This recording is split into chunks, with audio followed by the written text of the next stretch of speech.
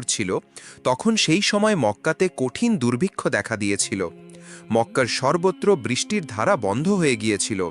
ক্ষেত খামার শুকিয়ে মাটি হলুদ হয়ে গিয়েছিল। ফলে কূপ এবং ঝর্ণা শুকিয়ে গিয়েছিল। তাই মানুষ দূর দূরান্ত থেকে জল খুঁজে আনত, কিন্তু তাও একসময় শেষ হয়ে যাচ্ছিল। যখন এই দুর্ভিক্ষ দীর্ঘস্থায়ী হল, তখন কুরাইশদের সর্দাররা একে অপরের সাথে আলোচনায় বসল। একজন বলল, এখন আমাদের সবাইকে মিলে কোনো সিদ্ধান্ত নিতে হবে। যদি কিছু একটা না করি তাহলে আমাদের ঘর বাঁচবে না, আমাদের সন্তান এবং আমাদের পশু সব কিছুই মারা যাবে। তার কথা শুনে সকলেই পরামর্শ করল এবং পুরানো প্রথা অনুযায়ী পদক্ষেপ নেওয়ার ইচ্ছা করল। তখন অপর একজন বলল, তাহলে একটা বড় পাত্র নিয়ে আসো এবং তাতে পশুর রক্ত রেখে হাত ডুবিয়ে শপথ নিই, যাতে আমাদের সমস্যা দূর হয়ে যায়। অতঃপর একটি বড় পাত্র আনা হলো এবং তাতে রক্ত ভরা হলো। তারপর এক এক করে কুরাইশদের বড় বড় সর্দাররা এগিয়ে এলো। সবাই তাদের হাত রক্তে ডুবিয়ে বলতে লাগলো, মক্কায় বৃষ্টি হচ্ছে না, আমাদের শিশুরা মারা যাচ্ছে, আমাদের পশু শেষ হয়ে যাচ্ছে। আজ আমরা শপথ করছি যে আজ রাতে আমরা সবাই কাবার কাছে যাব এবং আমরা কাবার দেয়াল ধরে দাঁড়িয়ে থাকব ও দোয়া করব। আমরা ততক্ষণ দোয়া করতে থাকব যতক্ষণ না বৃষ্টি আসে। যদি বৃষ্টি নাও আসে তবে আমরা সেখানেই মারা যাব, কিন্তু কাবার দেয়াল ছাড়ব না। অতঃপর যখন মাঝরাত ঘনিয়ে এলো, তখন সেই বড় বড় লোকেরা যারা রক্তে হাত ডুবিয়ে শপথ করেছিল, তারা ধীরে ধীরে তাদের ঘর থেকে বেরোতে লাগল এবং কাবা শরীফের দিকে রওনা দিল। সেই লোকদের মধ্যে আল্লাহর প্রিয় নবী হজরত মুহাম্মদ সাল্লাল্লাহু আলাইহি ওয়াসাল্লামের চাচা আবু তালেবও অন্তর্ভুক্ত ছিলেন। তাই আবু তালেব যখন তার ঘর থেকে বের হতে যাবেন, তখন শিশু মুহাম্মদ সাল্লাল্লাহু আলাইহি ওয়াসাল্লাম এটি দেখে কাছে এলেন এবং নরমভাবে জিজ্ঞাসা করলেন, চাচাজান, আপনি কোথায় যাচ্ছেন? তখন আবু তালেব থামলেন, নিজের ভাতিজার দিকে তাকালেন এবং জবাব দিলেন, হে আমার ভাতিজা, তুমি কি জান না আমাদের মক্কা শুকিয়ে আছে, বৃষ্টি বন্ধ আছে এবং জলের অভাবে সবাইকে পেরেশান করে দিয়েছে। এই জন্য আমরা সবাই রক্তে হাত ডুবিয়ে শপথ করেছি যে যতক্ষণ বৃষ্টি না আসে ততক্ষণ আমরা কাবার দেয়াল ধরে দাঁড়িয়ে থাকব। আজ সেই প্রতিশ্রুতি পূরণ করতে যাচ্ছি। এটি শুনে আল্লাহর প্রিয় নবী হজরত মুহাম্মদ সাল্লাল্লাহু আলাইহি ওয়াসাল্লাম নিজের চাচা আবু তালেবের দিকে তাকালেন এবং নরমভাবে বললেন, চাচাজান, আপনি আমাকেও নিজের সাথে নিয়ে চলুন। তখন আবু তালেব তৎক্ষণাৎ জবাব দিলেন, না বেটা, সেখানে মক্কার বড় বড় লোকেরা জড়ো হবে, এরা সবাই কুরাইশদের সর্দার। যদি আমি একটি শিশুকে সাথে নিয়ে যাই তবে লোকেরা আমাকে কি বলবে? কিন্তু ছোট্ট মুহাম্মদ সাল্লাল্লাহু আলাইহি ওয়াসাল্লাম আবার জোর করলেন। আবু তালেব নিজের ভাতিজাকে অত্যন্ত ভালোবাসতেন। ভাতিজার এই জেদ দেখে তার মন মানল না। অবশেষে তিনি বললেন, ঠিক আছে, এসো আমার সাথে চলো। এভাবে আবু তালেব নিজের ছোট্ট ভাতিজা হজরত মুহাম্মদ সাল্লাল্লাহু আলাইহি ওয়াসাল্লামের হাত ধরলেন এবং তাকে সাথে নিয়ে রওনা হলেন। অতঃপর দুজনেই একসাথে চলতে চলতে খানায় কাবার কাছে পৌঁছে গেলেন। ওদিকে মক্কার সমস্ত বড় সর্দার এক এক করে কাবার কাছে জড়ো হলেন। গণনা অনুযায়ী মোট ৩২ জন বড় লোক সেখানে উপস্থিত ছিলেন। এরা তারাই ছিলেন যারা অঙ্গীকার করেছিলেন যে যতক্ষণ বৃষ্টি না আসে ততক্ষণ আমরা কাবার দেয়াল ধরে রাখব। যখন মক্কার সাধারণ লোকেরা খবর পেল, তখন তারাও তাদের ঘর থেকে বের হতে লাগল। পুরুষরা, মহিলারা, বৃদ্ধরা এবং শিশুরাও সবাই এই আশায় খানায় কাবার দিকে অগ্রসর হলো যে হয়তো আজ বৃষ্টির জন্য কোনো পথ বেরিয়ে আসবে। ফলে ধীরে ধীরে খানায় কাবার চারপাশে মানুষের ভিড় বাড়তে লাগল। দেখে মনে হচ্ছে পুরো মক্কা যেন এক জায়গায় জড়ো হতে লাগল। কিন্তু সেই ৩২ জন সর্দার যারা রক্তভরা পাত্রে হাত ডুবিয়ে শপথ করেছিলেন, তারা সবাই কাবার একেবারে কাছে দাঁড়িয়ে গেলেন। এদের সাথেই আবু তালেবও নিজের ভাতিজা হজরত মুহাম্মদ সাল্লাল্লাহু আলাইহি ওয়াসাল্লামকে সাথে নিয়ে এসেছিলেন। যখন সেই লোকদের নজর একটি শিশুর উপর পড়ল, তখন তারা সবাই অবাক হয়ে গেল। তৎক্ষণাৎ একে অপরের দিকে তাকাতে লাগল এবং আবু তালেবের দিকে দৃষ্টি নিবদ্ধ করল। তারপর কিছু লোক রাগের সাথে বলে উঠল, হে আবু তালেব, এটা কি করলে? তুমি এই বাচ্চাটাকে তোমার সাথে কেন নিয়ে এসেছো? তুমি কি জানো না যে আমরা সবাই মক্কার বড় বড় লোক? এই বাচ্চাটার এখানে কোনো কাজ নেই। আবু তালেব এই কথা শুনে নিজের ভাইপোর দিকে তাকালেন এবং নরম সুরে বললেন, হে আমার ভাইপো, যাও পিছনে গিয়ে বসে পড়ো। আল্লাহর প্রিয় নবী হজরত মোহাম্মদ সাল্লাল্লাহু আলাইহি ওয়াসাল্লাম সঙ্গে সঙ্গে চুপচাপ পিছনে সরে গেলেন এবং মজমার পিছনে গিয়ে বসে পড়লেন। অতপর সেই ৩২ জন সর্দার এগিয়ে এলেন এবং সবাই কাবা ঘরের দেয়াল শক্ত করে ধরলেন। তারপর একসাথে উচ্চস্বরে ডাকাডাকি করতে লাগলেন, হে কাবাকে সৃষ্টিকারী আল্লাহ, আমাদের উপর পানি বর্ষণ করো, বৃষ্টি দান করো। সবাই কাঁদতে কাঁদতে দোয়া করতে লাগলেন, কিন্তু আকাশে কোনো মেঘ এলো না। এভাবেই দোয়া করতে করতে পুরো রাত কেটে গেল, কিন্তু কোনো কাজ হলো না। অতপর যখন সকাল হলো তখনও আকাশে বৃষ্টির কোনো চিহ্ন ছিল না। জমিন তেমনই শুকনো রইল, মেঘ এলো না এবং বৃষ্টি হলো না। সূর্য আস্তে আস্তে ওপরে উঠে এলো। তাই এবার সূর্যের তাপ বাড়তে শুরু করেছিল এবং তার তাপ মক্কার প্রতিটি কোণকে ঝলসে দিচ্ছিল। সেই লোকেরা যারা রাতভর বৃষ্টির জন্য ফরিয়াদ করছিল, দিন হওয়ার পরেও তারা কাবা ঘরের দেয়াল ধরে দাঁড়িয়ে রইল এবং বারবার একই দোয়া করতে লাগল। কিন্তু আকাশ একদম পরিষ্কার, মেঘের একটি টুকরোই দেখা গেল না। এই তীব্র রোদে সেই ৩২ জন লোক ঘামে ভিজে গিয়েছিল। তাদের মধ্যে অনেকের শরীর টলমল করতে লাগল, কেউ কেউ মাথা ঘুরে মাটিতে পড়ে যেতে লাগল, কিন্তু তবুও তারা নিজেদের জেদে অটল রইল এবং বৃষ্টি চাইতে লাগল। এমন সময় হঠাৎ আবু তালেব অনুভব করলেন যে কেউ তার কাপড় পিছন থেকে টানছে। তাই তিনি যখন ঘুরে দেখলেন তখন দেখলেন তার ভাইপো ৯ বছরের হজরত মোহাম্মদ সাল্লাল্লাহু আলাইহি ওয়াসাল্লাম দাঁড়িয়েছিলেন। এই দৃশ্য দেখে আবু তালেবের মুখ কঠোর হয়ে গেল।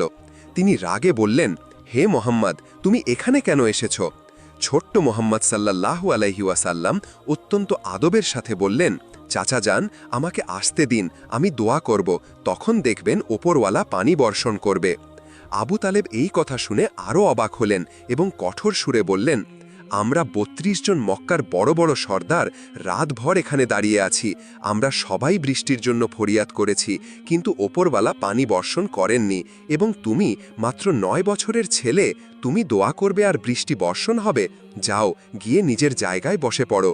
চাচার মুখে এমন কথা শুনে আল্লাহর প্রিয় নবী হজরত মোহাম্মদ সাল্লাল্লাহু আলাইহি ওয়াসাল্লাম আস্তে আস্তে পিছনে সরে গেলেন এবং গিয়ে নিজের জায়গায় বসে পড়লেন।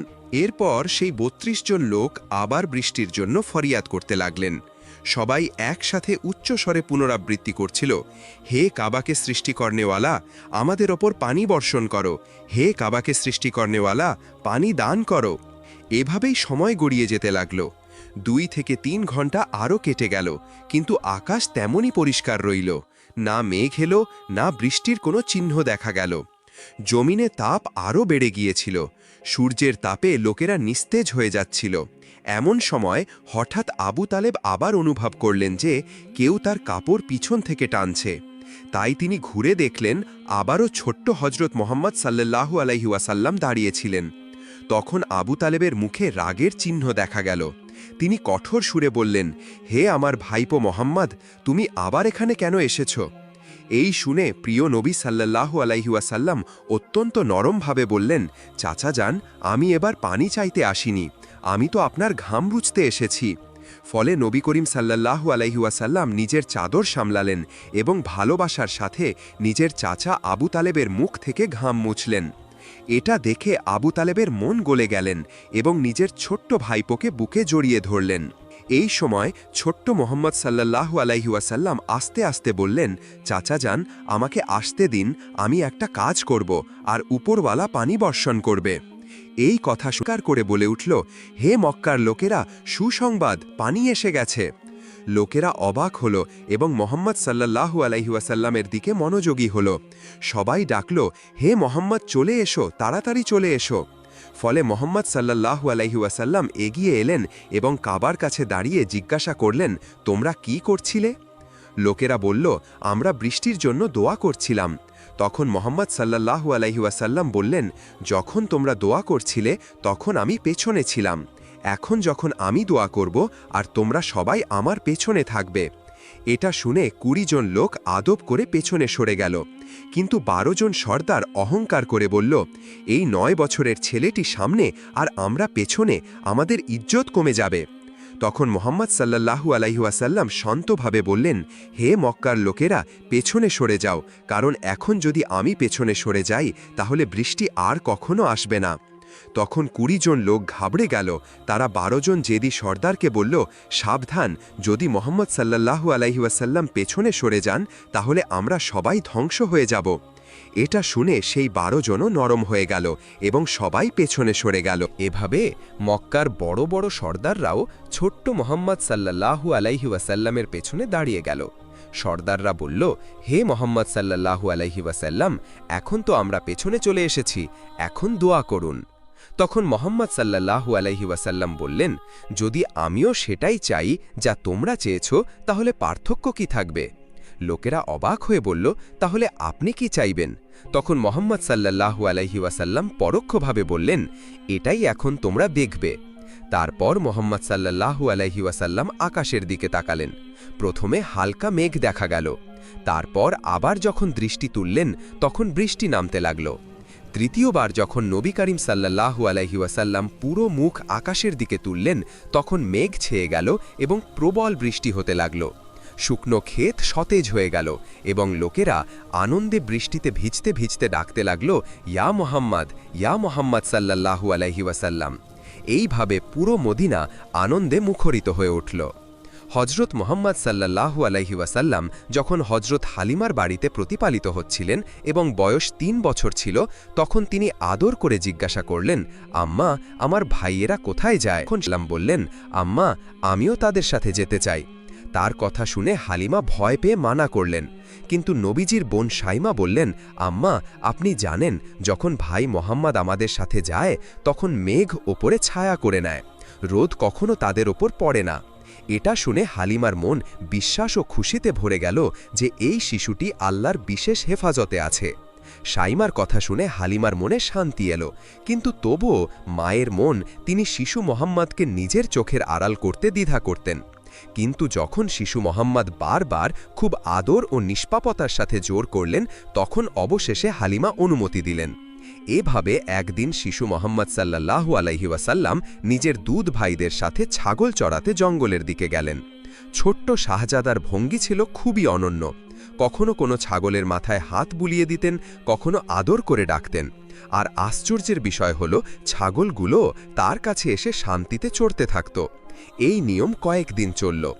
এইভাবে 4-5 দিন শিশু মোহাম্মদ সাল্লাল্লাহু আলাইহি ওয়াসাল্লাম নিজের ভাইদের সাথে ছাগল চড়াতে যেতেন এবং সবাই দেখত যে যেখানে শিশু মোহাম্মদ সাল্লাল্লাহু আলাইহি ওয়াসাল্লাম পা রাখতেন সেখানে কাঁটা ফুটত না, ছাগলগুলো পথ হারাত না, বরং সব দিকে শান্তি ও হেফাজতের ছায়া থাকত।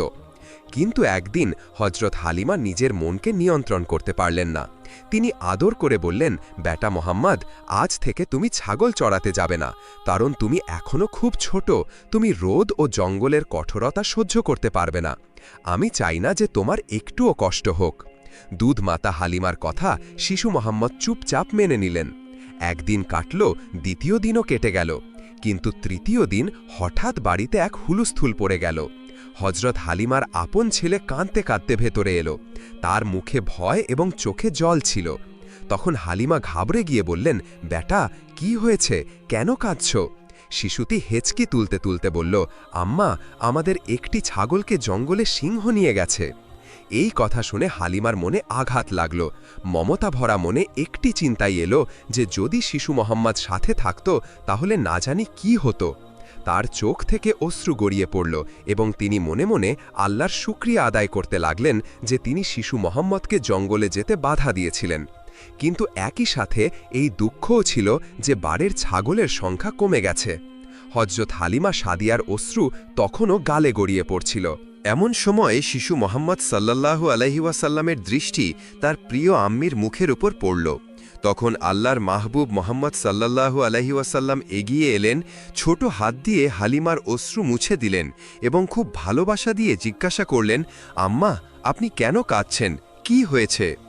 হযরত হালিমা বললেন, বেটা মোহাম্মদ, আমাদের একটি ছাগলকে জঙ্গলের সিংহ নিয়ে গেছে, তাই আমার মন খারাপ।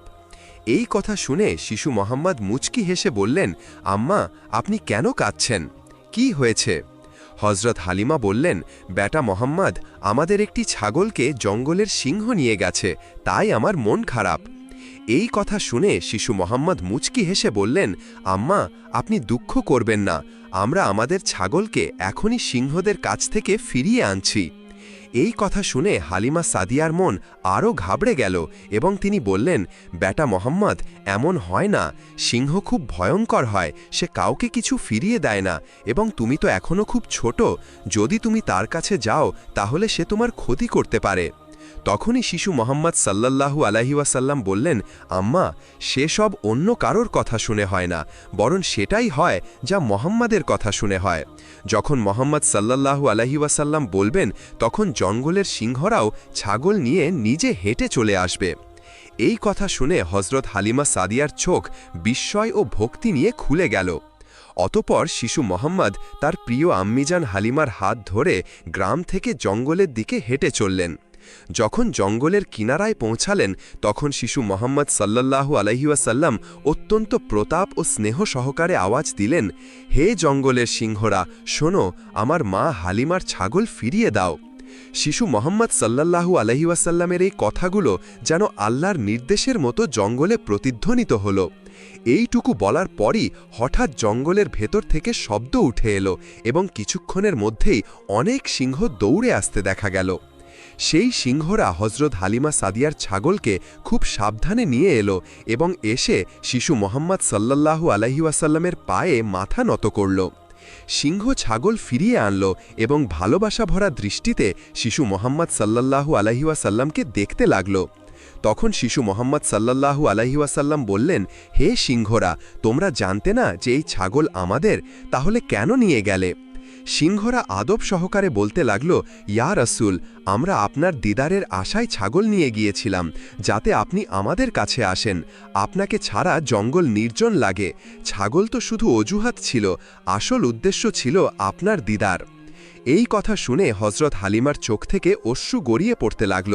তিনি ভাবতে লাগলেন যে জঙ্গলের হিংস্র প্রাণীরাও এই শিশুর সামনে বিনয়ের সাথে নত হচ্ছে। সিংহ বলল, ইয়া রাসূল, যদি কোনো বেয়াদবি হয়ে থাকে তাহলে আমাদের ক্ষমা করে দিন।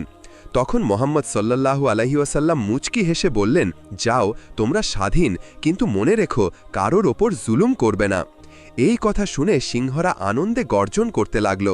হজরত হালিমার মনে বিশ্বাস আরও বেড়ে গেল যে এই শিশু সাধারণ নয়, সমস্ত বিশ্বের জন্য রহমত। তো প্রিয় দর্শক, এই ছিল আমাদের আজকের এই ভিডিও। কেমন লাগলো কমেন্ট করে আমাদের অবশ্যই জানাবেন। আজ তাহলে এই পর্যন্তই। আপনারা ভালো থাকবেন, সুস্থ থাকবেন। আল্লাহ হাফেজ। এরা